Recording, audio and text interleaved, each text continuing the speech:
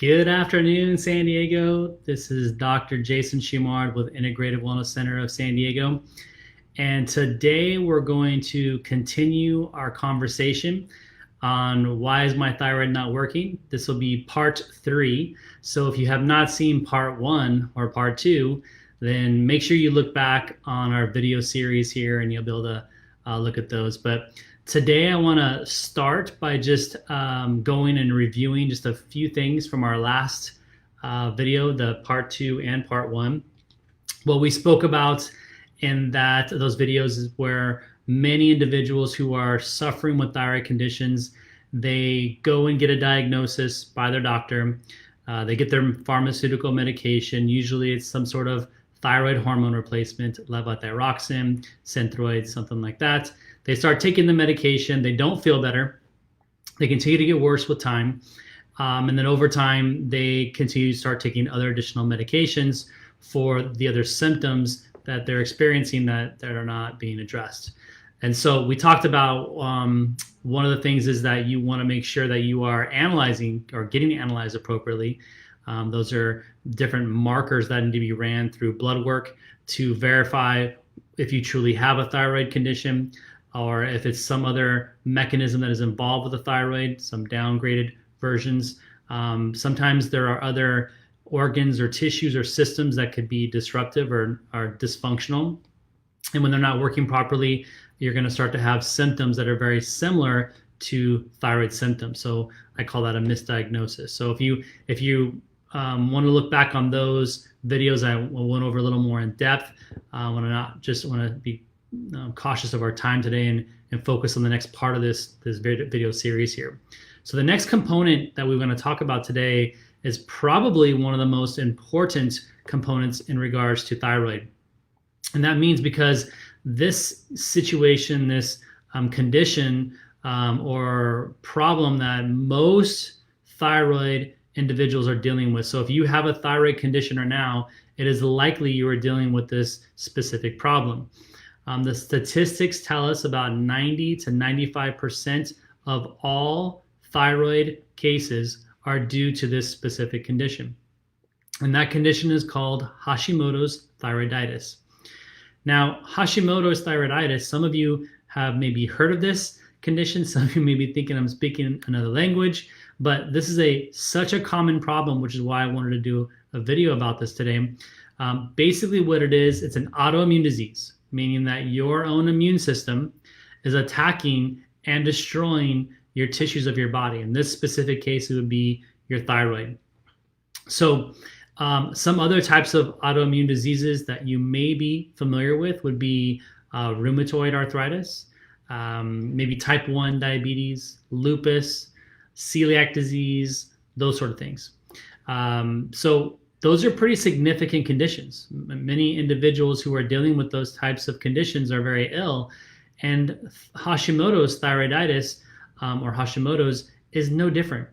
It's just as significant, it's just as problematic. The difference is it's the thyroid and not some other tissue like the pancreas or the intestinal tract. So what's really going on here?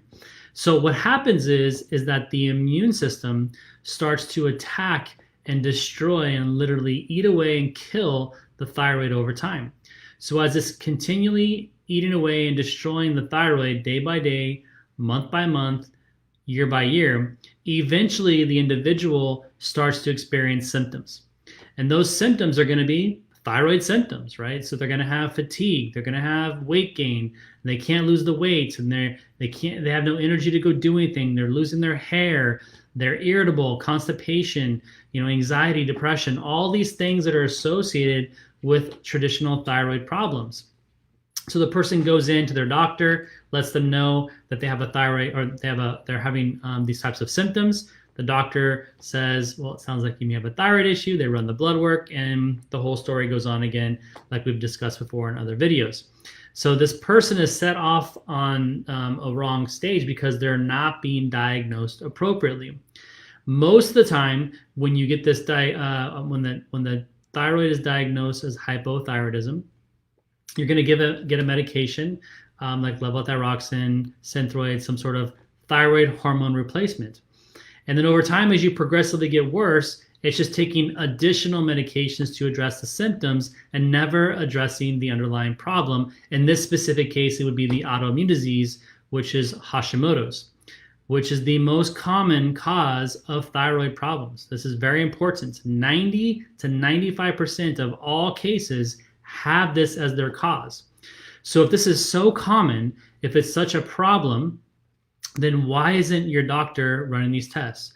Why aren't they analyzing? Why aren't they testing for this? And by the way, you can test for this. Very simple. It's very inexpensive. It's very easy with a little blood test that can be done. Because autoimmune diseases are very, very dangerous. They can be very disruptive, causing tons of inflammation. And on top of that, they increase the risk of other autoimmune diseases.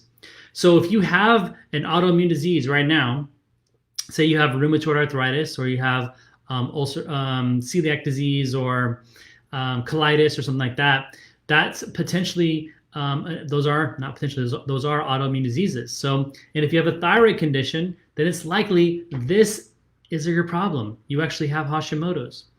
So what is important to understand is that if you are giving a thyroid hormone, it's not going to help you, because it's not going to address the immune system if the immune system is the cause, meaning if you have Hashimoto's disease. So as the immune system continues to destroy and kill the thyroid, well, you can keep on taking the thyroid hormone, and maybe it makes you feel better, maybe it makes things look good on paper, but it's not fixing the problem because it's not addressing the immune system. No, it's like if someone were to, I use this example all the time in some of my live events, so it's a bit aggressive, but it gets the point across. But if I were to come up to somebody every single day and literally punch them in the face for 30 days straight, now over time, their face would be bruised up, inflamed, swollen, maybe a black eye, maybe they have a broken nose. I mean, it'd be a mangled situation if I kept punching them in the face every single day. Now, in that scenario, is their face the problem? Now, I say that jokingly, obviously. Of course it's not the problem. The problem is me punching them in the face.